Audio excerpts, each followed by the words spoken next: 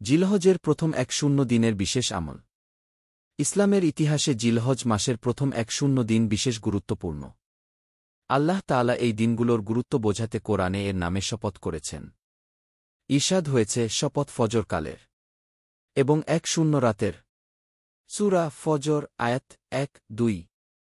মুফাসসিরদের মতে এখানে ফজর বলতে বিশেষভাবে জিলহজের 1 তারিখের ফজর বোঝানো হয়েছে।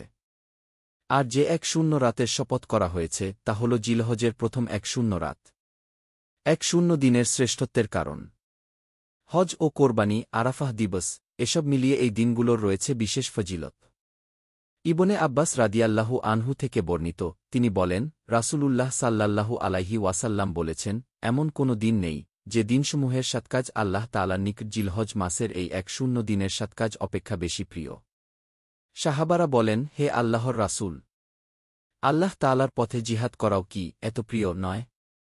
রাসূলুল্লাহ সাল্লাল্লাহু আলাইহি ওয়াসাল্লাম বললেন, আল্লাহ তাআলার পথে জিহাদও তার চেয়ে বেশি প্রিয় নয়।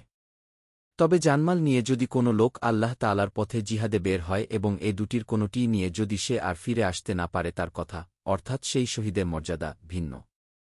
তিরমিজি হাদিস 757। আল্লামা হাফেজ ইবনে হাজার আশকালানী রহমাতুল্লাহ আলাইহি বলেন, জিলহজের এই 1 দিনের বৈশিষ্ট্যের কারণ হল এ সময় শরীয়তের মৌলিক কিছু ইবাদতের সম্মিলন ঘটে। শরীয়তের প্রধান ইবাদত হল নামাজ, রোজা, সাদকা ও হজ। এ ধরনের সমাবেশ বছরের অন্য সময় পাওয়া যায় না। ফাতহুল বারী, আসকালানী 2460। 1 দিনের বিশেষ কিছু আমল।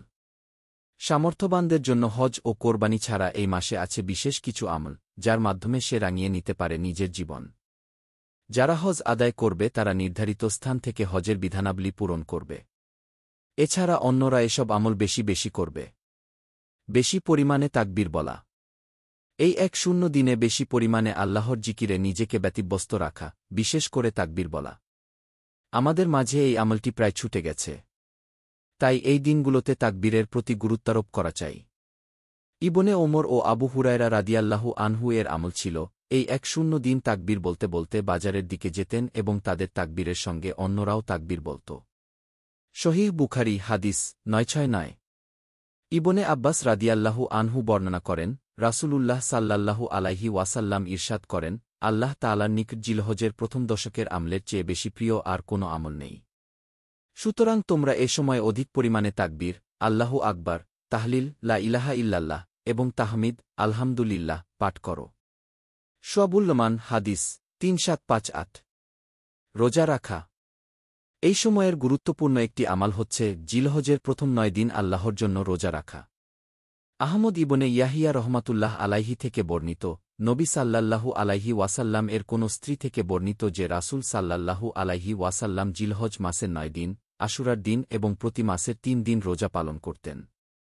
মাসের প্রথম সোমবার এবং 2 বৃহস্পতিবার। সুনানে নাসাই হাদিস 2417। আরাফাহর দিনের রোজার বিশেষ ফজিলত আলাদাভাবে এসেছে। রাসূলুল্লাহ সাল্লাল্লাহু আলাইহি ওয়াসাল্লাম বলেন, আমি আল্লাহ তাআলার নিকট আরাফাতের দিনের রোজা সম্পর্কে আশা করি যে তিনি এর মাধ্যমে পূর্ববর্তী 1 বছর এবং পরবর্তী 1 বছরের গুনাহসমূহ ক্ষমা করে দেবেন। জামে তিরমিজি হাদিস 749। নখচুল না কাটা। এই 1 দিনের আরেকটি আমল হচ্ছে জিলহজের চাঁদ ওঠার পর নখ, চুল এবং শরীরের অবাঞ্ছিত লোম ইত্যাদি কর্তন না করা, বরং কোরবানি দেওয়ার পর এগুলো পরিষ্কার করবে। এই আমল সবার জন্য প্রযোজ্য, চাই সে কোরবানি করুক বা না করুক। ঈসা ইবনে হিলাল আস-সাদাফি হযরত আব্দুল্লাহ ইবনে আমর ইবনুল আস রাদিয়াল্লাহু আনহু থেকে বর্ণনা করেন, একবার রাসূলুল্লাহ এক ব্যক্তিকে বললেন, ইয়াউমুল আজহাকে ঈদের দিন করার জন্য আমাকে নির্দেশ দেওয়া হয়েছে। আল্লাহ তাআলা এই উম্মতের জন্য এ দিনকে ঈদে পরিণত করেছেন। তাই তুমি তোমার চুল ও নখ কাটবে, তোমার গোঁফ ছোট করবে এবং তোমার নাভির নিচের পশম মুড়ে ফেলবে। আল্লাহর নিকট এটাই তোমার পূর্ণ কোরবান। তাহাবি শরীফ হাদিস 6172। আল্লাহ তাআলা আমাদের তাওফিক দান করুন। আমিন। দিন প্রচারের উদ্দেশ্যে ভিডিওটি শেয়ার করুন। লাইক, কমেন্ট, ফলো এবং চ্যানেলটি সাবস্ক্রাইব করে পাশে থাকবেন। জাযাকাল্লাহ খৈরান।